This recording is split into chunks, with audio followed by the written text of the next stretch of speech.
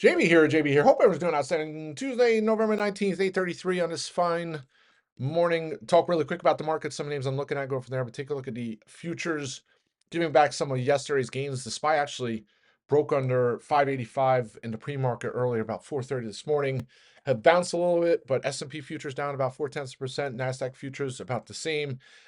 And overnight, you look at the Europe markets taking on the chin. The DAX was out off over 1%. I didn't take a look right now. It's probably either more somewhere in there. Is some of that the concerns around Russia's new nuclear doctrine, right? So they changed the wording on it, saying that even countries that don't have nuclear weapons could be a possible target if they are under attack. Or I don't know if that's some of the sell off there in Europe, but also you look at some of the defense names. Even the U.S. defense names are up this morning. So there's always been back and forth. So they call it the saber rattling. Uh, Maybe that's it. Hopefully, nobody wants to see. You want peace, right? So, all right. So overall, take a look at the SPY trading in a tight range yesterday. Pretty much right at 585, all the way up to 589 and change. I think 589.50, closing at 588.15.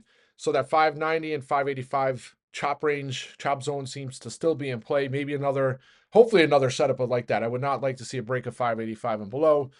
And then we can work on maybe getting back over 590 into tomorrow. And then this morning we have Walmart and Lowe's. So Lowe's posted a nice earnings report, but their revenues were down year over year. I guess there's headlines saying their big ticket spend was down. I don't know if some reason why it didn't rally. Maybe it does today, but it's not a name I'm going to trade. It's down 266, close to 271. And then you have Walmart. And Walmart, another beat and raise. Gosh, I remember the day they were already digging the coffin for Walmart, saying brick and mortar was done. The advent of the internet and Amazon and all these retailers that were brick and mortar are going to go the way of the dinosaur. And here's Walmart hitting all-time highs here this morning. If there's any example of being late to adopting something and then finally be able to excel, that's Walmart, right? I mean, Walmart was late to get into the online train, and similar to all these the casual dining restaurants with the pickup and COVID probably accelerated some of those changes in some of these companies, but Walmart maybe is the poster child for that. But hopefully that keeps the market bid here. We'll see. We still have, some folks are using the rationale for last week's sell-off as a worry over the Treasury Secretary appointment by the new administration. That's the first I heard of it, but it's fine. It's like they're picking at straws to rationalize last week's move. For me, I just want to see yields come down a little bit. I want to see the U.S. dollar kind of stay flat. So the two things yesterday that were kind of the silver lining, VIX coming down, the U.S. dollar not soaring again. So I guess those are good things. All right, and then just a really quick, Morgan Stanley put out a note. I don't know if it was Morgan Stanley for 2025. So I got to work on my top 5 stocks for 2025. At some point, it's getting close to that time again.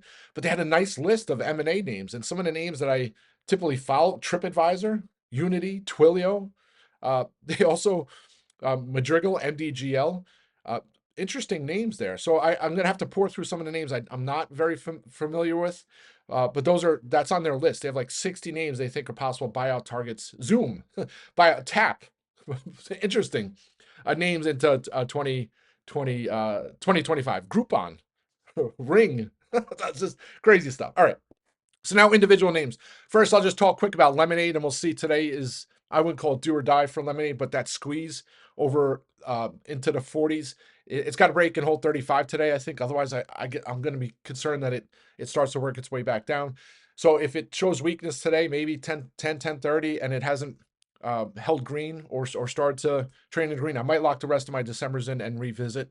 But this certainly could have another squeeze. So it squeezed into the 30s, squeezed up into the mid 30s, and I think there's another squeeze coming into the 40s. And not only that, I talk about the regulatory backdrop that seems to be a matter of conversation heading into next year with the new administration. You see all the banking sector and all those things that, and you saw yesterday with Tesla, right? The big, full self-driving was supposed to be this huge regulatory hurdle that has been slowing things down, and sure enough, they're going to peel some of that back, but hopefully not at the expense of safety for people and things like that. All right, rants for other days. So that's Lemonade. And with Lemonade too, if it breaks and holds 35, I'll probably look for some spec lotto calls for that squeeze.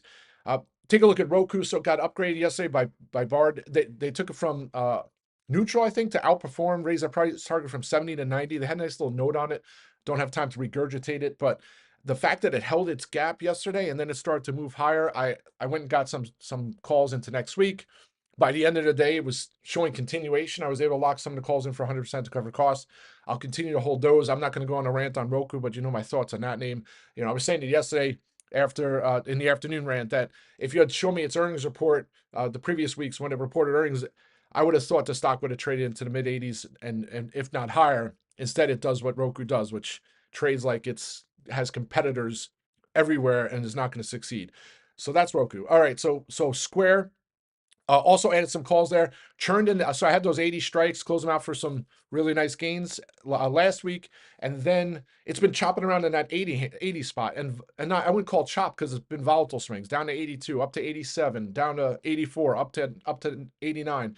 And then it knocked on the door of 90 on Wednesday, and then Thursday, Friday, a little more chop. And then you saw it yesterday, it was just nonstop going up, regardless. Even some of the other crypto names would find some selling just for a little bit, and Square would just keep going. So I think it trades triple digits in the coming week or two. So I went and got some strikes. They were almost up 100% into the close. We'll see what happens here this morning. I'm probably just going to hold on. I wouldn't call it do or die situation or hero zero, but I think if you look at kind of this under the radar plays in crypto, this Square is one of them.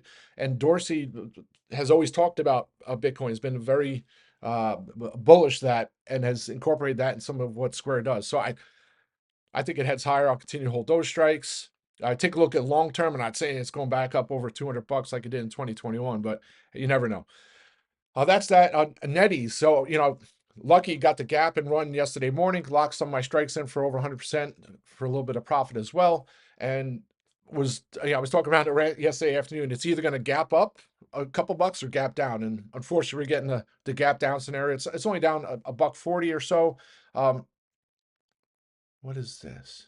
They don't have X divvy, do they? Maybe it's X. I have to make sure it's not an X divvy today.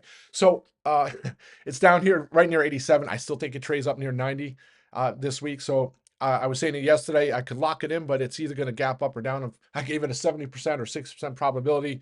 So unfortunately, the 30% probability is playing out here. But I still like for upside, especially if the market finds footing. So I'll continue to hold those. I'll use 85 as kind of like the stop, depending on what the calls look like. A spot where I'll look to lock the rest of those strikes in. Also added DELL. So DELL, you had the CEO coming out with a tweet yesterday. Well, actually Sunday night, talking about shipping the first NVIDIA chips in their cooled servers. Then you had yesterday morning DELL doing a press release on some of the shipments they're doing, and now you have NVIDIA after the close tomorrow. So I think you take all those things together, it certainly looks ready to break into the 140s, if not higher. And then if there's any positive comments that come out of the earnings from NVIDIA, or any or if NVIDIA posts a monster beat and raise well above expectations, I think DELL soars on that news as well. So that's kind of the thought there. I'll hold the strikes. I mean, if it gets to 130, the calls are going to get shot anyway. So I'm just going to hold on to them and hold for that possible outcome. And then here's gold, and gold is rallying. I mean, you would say some of it's on geopolitical concerns with the Russia report, right? I guess that's some of it, but it did sell off nearly 5% last week, so it's up nearly another 1% here in the pre-market. To me, that means there's good opportunity to reload on some of the put positions. So don't be surprised if I add some more puts on GLD, or possibly look to get some GLL calls, dust calls, JDust calls. I think that's about it. Target reports tomorrow morning after the before the bell, and I was looking to get the calls yesterday, but it was up 2%, and then it's gapping up a little bit here with the Walmart report. So I don't know how much meat is on that bone to play for upside, unless there's a serious beat and raise. I think last time it rallied before the report, then into the report it got up to 165. So I'm looking at the calls, the risk reward there. So if I want to try and play target earnings even on the weekly side, the 165s are 345 by 360, and the stock's at 157. So I mean, if it goes to 170 tomorrow, the 165s maybe they're $6. So to play for not even 100% gain on it has to have a monster beat and raise, and the stock has to, not only does it have to have a monster beat and raise, but the stock has to react too, right? Because sometimes you see monster beat and raises and the stock still doesn't do much. So for me, if they were like 70 cents, 80 cents, but you have to go all the way up to the 180 strikes. So $24 out of the money with 4 days to expiration. Well, earnings will be tomorrow. We'll make it 3 days to expiration, and 90 by $1.05.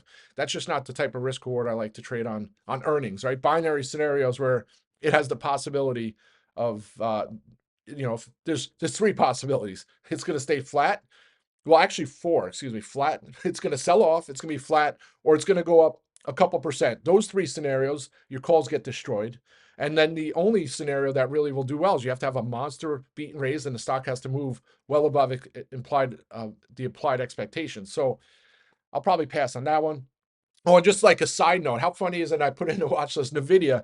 It seems like these analysts, why get in front of a binary event? NVIDIA is ready to post 3 months of results and give updated guidance tomorrow, and they're out changing their price targets the day before. How does that make sense as an analyst, right?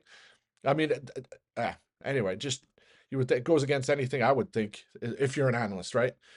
So that's it, folks. Let's have a great day. I'll be back on audio later. Rock and roll.